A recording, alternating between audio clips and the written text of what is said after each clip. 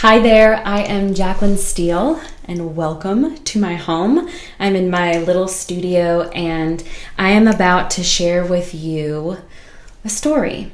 And it is the story behind my new single called Didn't Break Me, and also an ebook that I wrote called Didn't Break Me.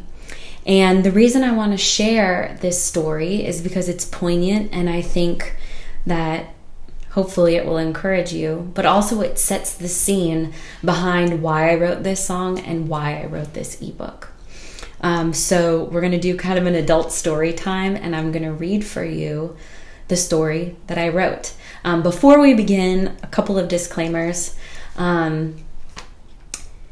This story is really personal, and I've struggled and deliberated over and over and over on whether or not to share it, because it is so deeply personal and there are other people involved.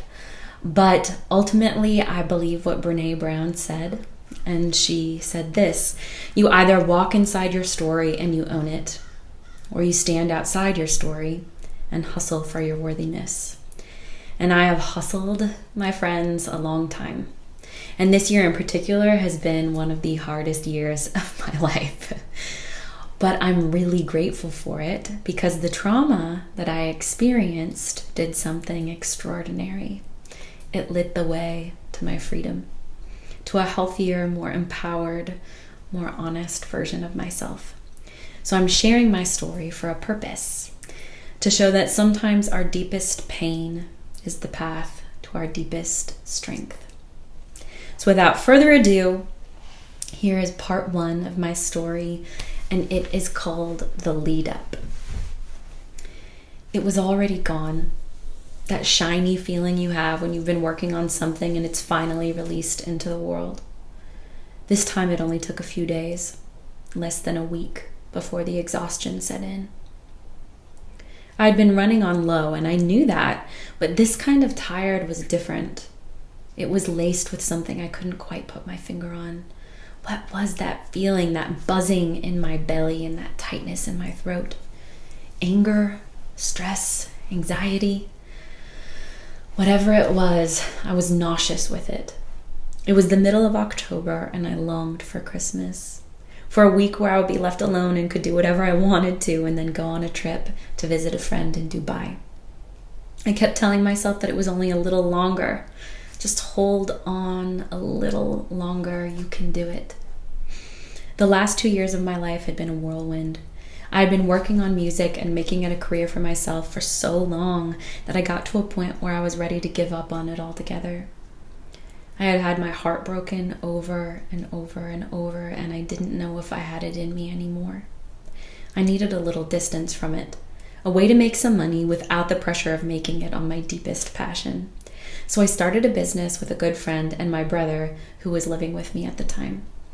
We spent months in preparation before launching it. We recorded videos and wrote emails and labored over the website. Then 2 months after opening our digital doors, my business partner's girlfriend died suddenly of a grand mal seizure. It was awful. It was horribly tragic, and everything was put on hold. In the meantime, my husband, who had also started a business, a real estate investing business to be more specific, had recruited 2 of his friends to launch this business with him. The only problem was they lived in California and Illinois. And before we knew it, what started as a weekend rendezvous ended up turning into a permanent living situation. Within a few days, my brother had left the business and moved out of my guest room into Atlanta, and Sam's 2 business partners moved in and set up launch control. I rebranded and re-released my business as a branding agency, and we were all off to the races. For that entire year, we had a full house, and some parts of it were awesome. We were all young entrepreneurs full of ideas and creative ways to approach our businesses. It was fun living and breathing that energy as we all ate together and worked together and hung out together. The other part, the part where I know myself well enough to know that I need a lot of breathing space and alone time, wasn't so great. The pressure of building my business, now on my own without my business partner or my brother, weighed heavily on me. I had put so much time and effort into it at the expense of making my art that I felt like I had to succeed. That, combined with my living situation, started taking a toll on me physically and mentally. I couldn't sleep. Weird things were happening with my body that I couldn't put my finger on.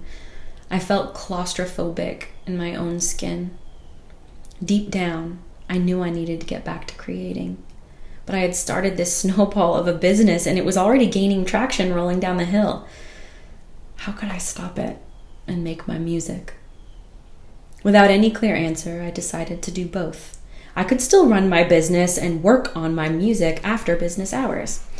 I started recording at a local studio and traded studio time for branding and website help.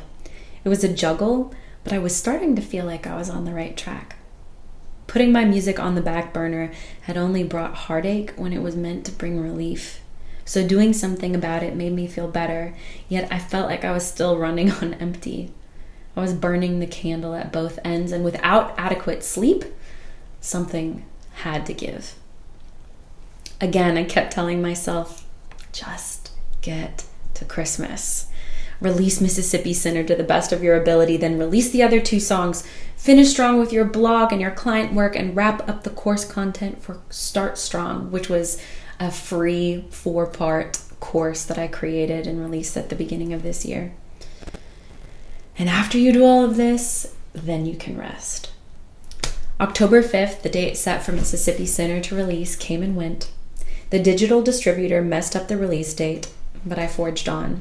I released the music on my own and sent it out to my email list and to anyone who asked me for it. I was committed to following through. And the reception was so kind. People seemed to like it, but just as people were catching on, I stopped promoting it. I even had a video for it that my brother and I had made on the actual banks of the Mississippi River, but I couldn't hit publish.